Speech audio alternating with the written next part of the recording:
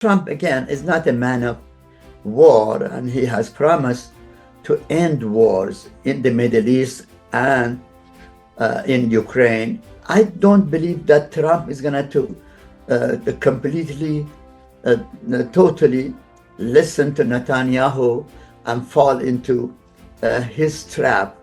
Middle East, the Arab world has lots of money.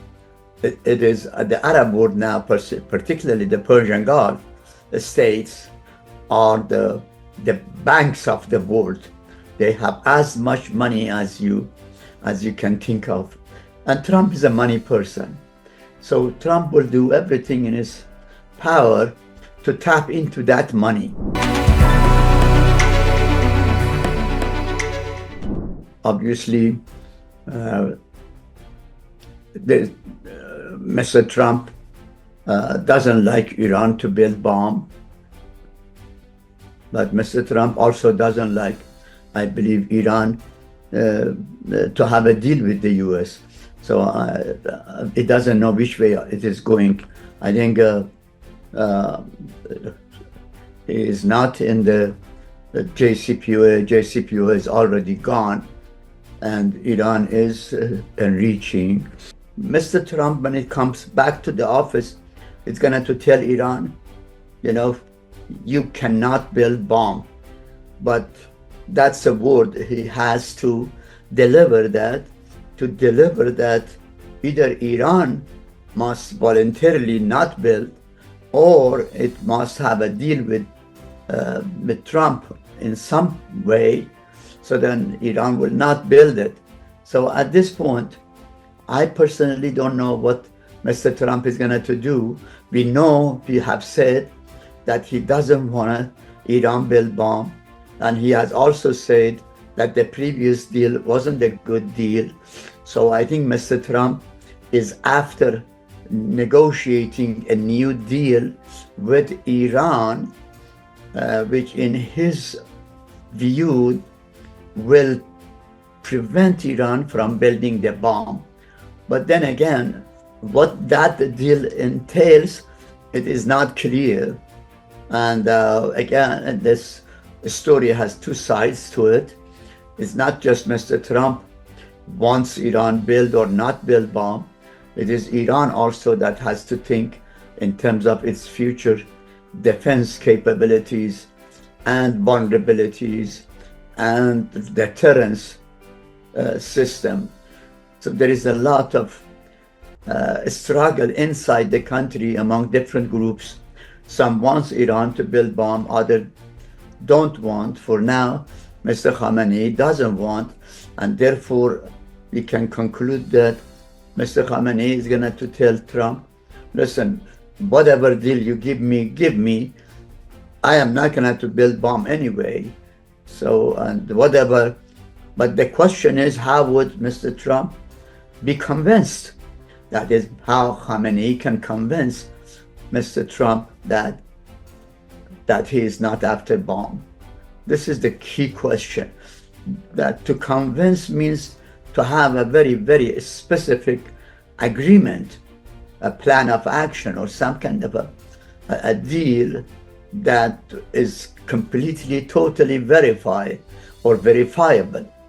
I don't think such a deal ever will exist.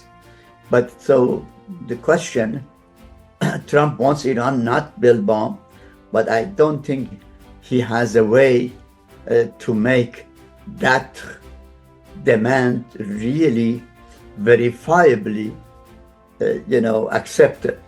I believe Trump administration or Trump himself is both an opportunity and a threat for Iran. Iran is an opportunity because he's a businessman. Iran is a country of tremendous resources, human and material, and Trump can be attracted to these resources and give Iran a deal that the Islamic Republic may not be able to resist. On the other hand, if Tehran was not to understand this opportunity and utilize it, then I'm sure Trump will become a threat to the Islamic Republic. He will start reimposing many of the sanctions that the Biden administration relaxed, and he will certainly impose more sanctions. He will stringently, monitor the sanction regime, so that Iran cannot escape sanctions, bypass sanctions, and Trump can also work with China and others, so then they will not be all that helpful. So Trump can indeed be a threat. But I have to tell you that I don't think Trump is a man of war. He is an economic person, so his solution, either on the plus or the minus side, will focus on economics. That is, as opportunity, Trump can open up to Iran economically, and as a threat, Trump can economically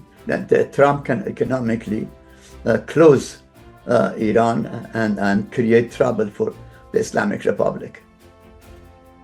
And most likely he will first offer Iran negotiation. I don't think that Trump will start by imposing sanctions or doing something close to that. I think Trump will start with the demand for negotiation with Iran. And if Iran rejects that negotiation, then we are in a bad situation.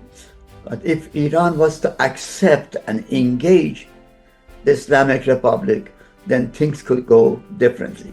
Trump, again, is not a man of war, and he has promised to end wars in the Middle East and in Ukraine. I think as far as the Ukraine goes, Trump will be more successful than in the Middle East, because the war in the Middle East is very much historically rooted and is a very difficult, conflict to overcome easily. I don't believe that Trump is going to completely, totally listen to Netanyahu and fall into his trap.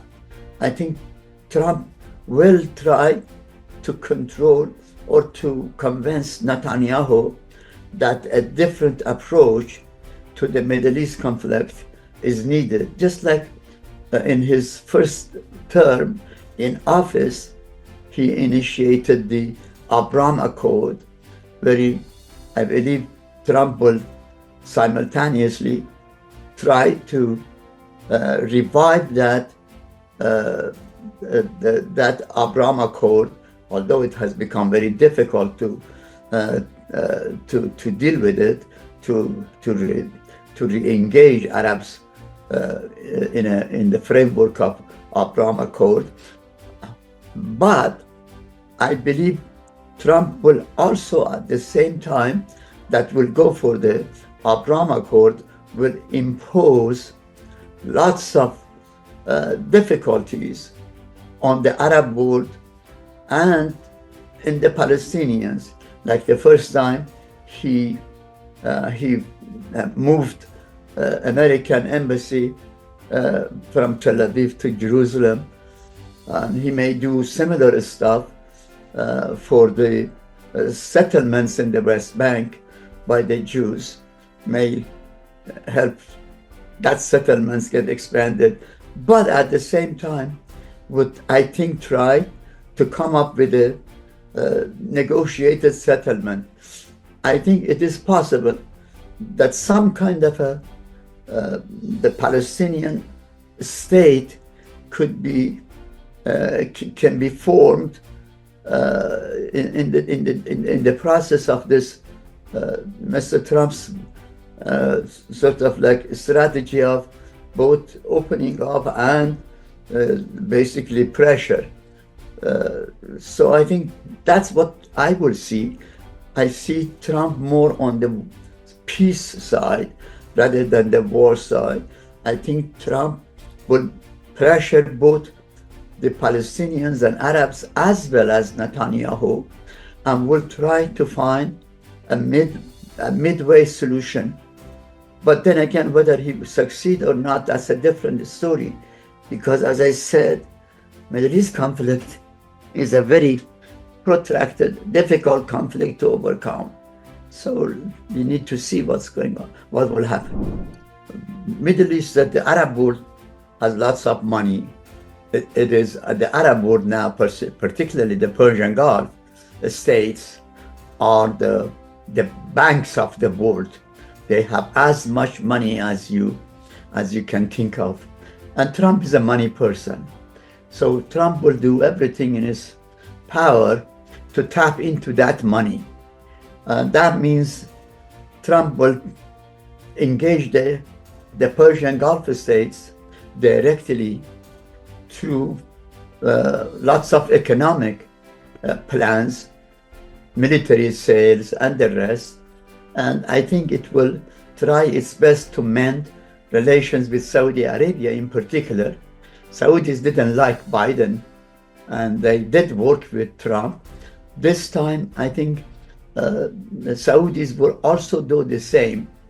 And Kuwait, you know, I don't know, Qatar and Emirates, they are all in the same side and the line. I think they will all work with Trump, particularly economically, and they will at the same time ask Trump for some kind of a solution to the Arab-Israeli conflict. I mean, it's not the Arab-Israeli conflict, the Palestinian-Israeli conflict. So bottom line, the Persian Gulf states have lots of money. Trump is interested in that money. It will find all kinds of solutions or all kinds of plans, from military to economics to investment, to tap into that money.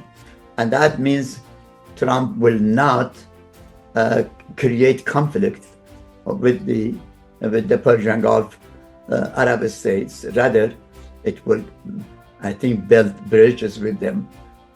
That's the bottom line. But then again, as I said, to build bridges, Trump needs to also control Israel to some extent and come up with some kind of a solution to the Palestinian issue. So then that conflict gets reduced as Trump moves in the direction of creating peace between Israel and the Arab world, and of course between itself and the Arab world as well.